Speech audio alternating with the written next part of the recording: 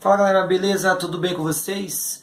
Eu sou Evandro Gonçalves, seja bem-vindo para mais um vídeo aqui no canal. Bom, e no vídeo de hoje nós vamos falar aqui um pouco sobre a industrialização no Brasil, ok? Bom, eu espero que você fique comigo até o final desse vídeo e que você venha nos ajudar aí com esse vídeo, beleza? Deixa no final aí a sua sugestão, a sua crítica, ok? Bom, falar sobre a indústria brasileira ou a industrialização no Brasil. A industrialização no Brasil, ela começa da seguinte forma: como a indústria voltada aí para a parte agrária e a parte têxtil, né? Lembrando que o Brasil foi colônia de 1500 a 1822 e isso não nos permitia ter indústria e nem comércio, né, voltado para o Brasil naquele momento, apenas Portugal aí no domínio. Ok? Bom, lembrando também que a nossa parte era sempre voltada para a parte agrária e a parte têxtil. Foi assim que a nossa indústria teve início. Beleza? Bom, nosso início foi bastante fraco, né? Chamamos de débil, já justamente por causa disso. Por conta de acordos com Portugal, nós não éramos permitidos a possuir estabelecimentos nem comerciais e nem industriais. Logo, nosso início foi bastante comprometido, ok?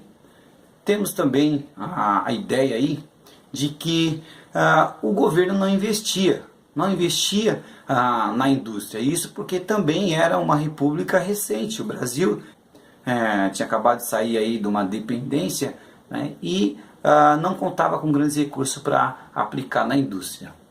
E é nesse cenário que vai surgir o Barão de Mauá, ok? O Barão de Mauá diversificando seus investimentos, tirando aí o investimento do café, no caso aí falando da primeira metade do século XIX, e vai investir em indústria. Ele juntamente com um grupo de empresários aí, amigos dele e tal, vai investir na indústria, tirando aí o dinheiro do setor do café, temendo ele que o café pudesse entrar em crise, como de fato vai entrar mais adiante, e levá-lo a ter prejuízos. Assim, com capital inglês, ele consegue construir algumas indústrias no Brasil. Por exemplo, ele vai construir uma indústria de tubulação de canos de água, vai construir aí uma caldeiraria, vai construir uma indústria de armas, enfim. As indústrias que ele vem construir vai dar condições a ele de construir a ferrovia aqui no Brasil. E a ferrovia vai modificar totalmente o cenário na logística de transporte aí do café no Brasil. Beleza? Bom, é o princípio da nossa indústria. Só lembrando que o Barão de Mauá não tinha participação do governo brasileiro.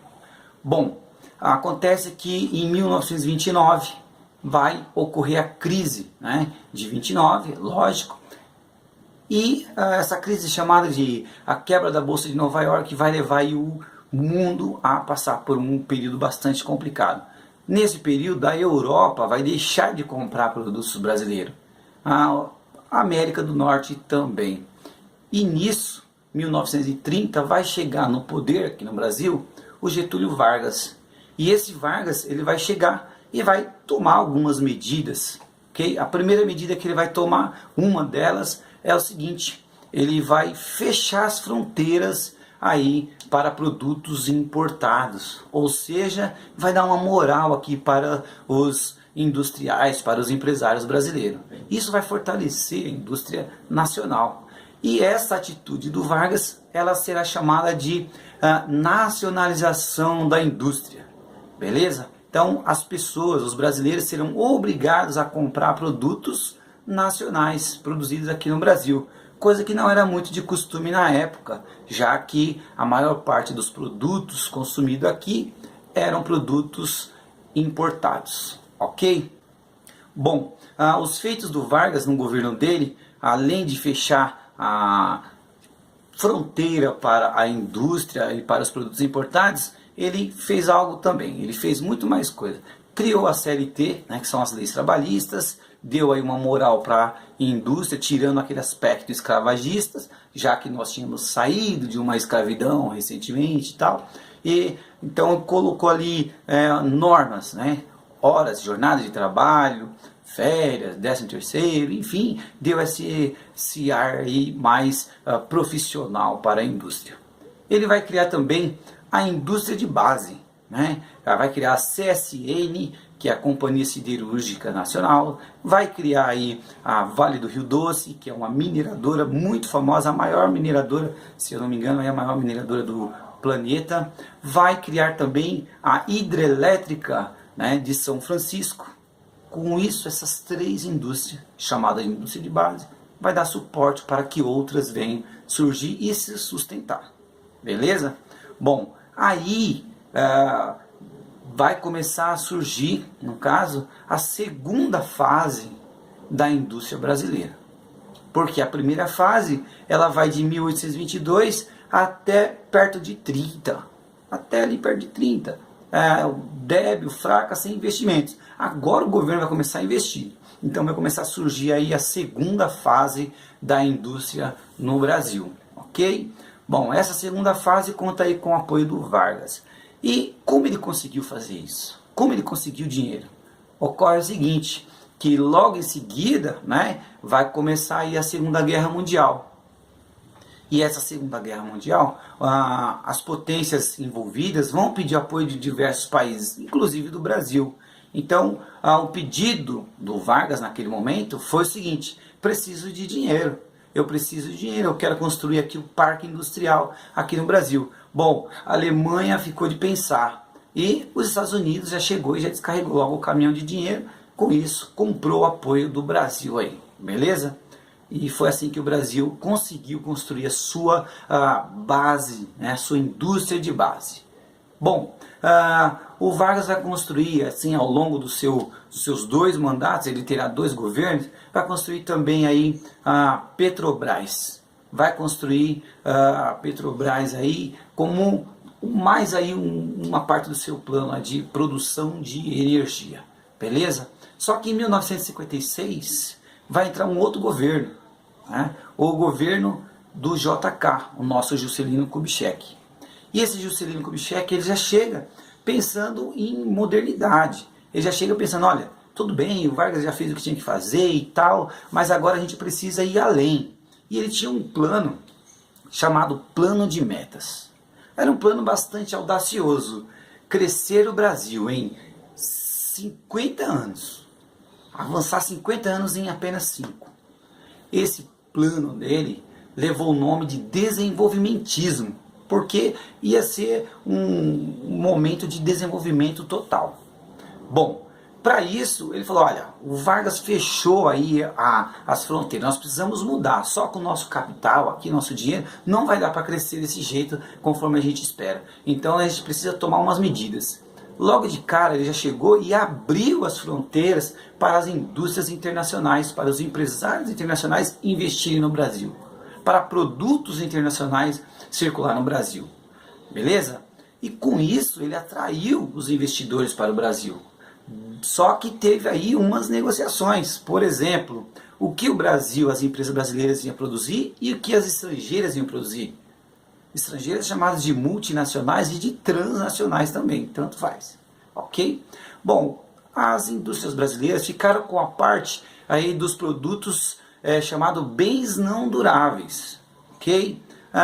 E as internacionais, né, os estrangeiros, ficaram com a parte de bens duráveis, ok? Bom, ocorre aí que os bens duráveis são eletroeletrônicos, os eletrodomésticos no geral, aí, máquina de lavar, televisão, geladeira, fogão e etc. E a nossa parte aqui a gente continuou com a parte aí de roupa, calçado, enfim, alimentos, o que a gente sempre soube fazer aí muito bem, diga-se de passagem. Beleza?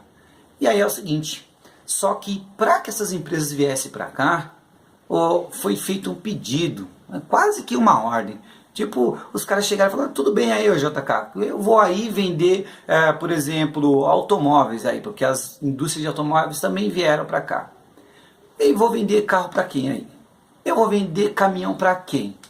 Pô, tem uma locomotiva aí, tem uma ferrovia, os caras andam para cima e para baixo aí, não tem como. E aí acontece que, na minha opinião, foi a maior sacanagem de todas. O governo JK acaba sucateando, acaba deixando de investir aí na ferrovia para dar campo para a indústria automobilística vir investir no Brasil. Como se as duas não pudessem coexistir, né? Existir aí em conjunto. Dessa forma, as indústrias automobilísticas vêm produzir automóveis aqui, em contrapartida o governo deixa de investir aí na ferrovia. Ferrovia que o Barão de Mauá construiu sem o apoio do governo lá do século XIX.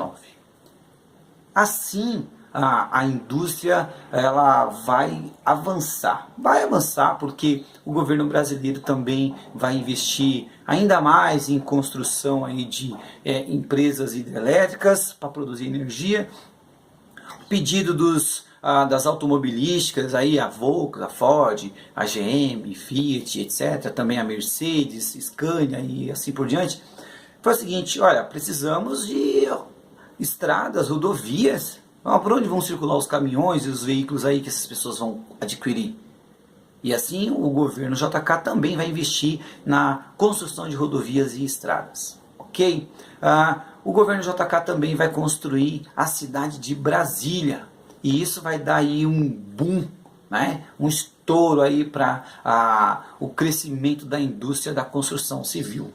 E exatamente nesse momento que é o ápice do governo do JK, beleza? E assim nós chegamos à parte onde que o governo JK brilha e consegue aí grandes investimentos, consegue aí alavancar mesmo a indústria brasileira. Até que logo em seguida nós vamos entrar aí num momento do governo militar no Brasil, onde esse governo ele vai chegar, vai pegar as coisas já redondinha e tal, e vai só dar continuidade no processo.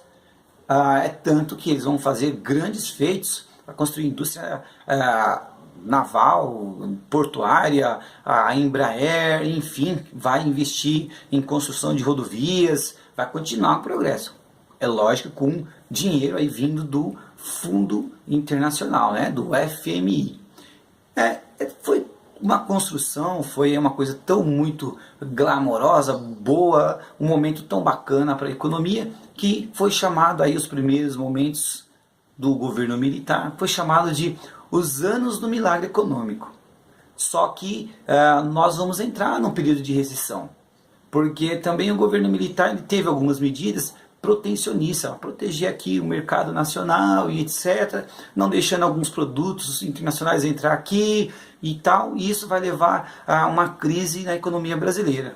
Então, de mais ou menos ali 73, 75, até o finalzinho do governo militar, aí 84, 85, o que vai acontecer? Esse período de 10 anos aí aproximadamente foi chamado de a década perdida, por conta da recessão em que o Brasil, a economia, né, do Brasil entrou. Bom, aí a partir daí nós vamos ter mais adiante um governo Collor que vai dar entrada aí na globalização no Brasil até por fim aí da Guerra Fria. Ok? Bom galera, essa aí é a primeira e a segunda fase da industrialização no Brasil. Eu espero que você tenha gostado desse vídeo. Se você gostou, deixa seu joinha. Se não gostou, deixa aí a sua crítica, a sua sugestão. Da minha parte é isso. Tchau. Fiquem todos com Deus. Abraço aí pro pessoal do Segundão do Ari Jorge. E até a próxima.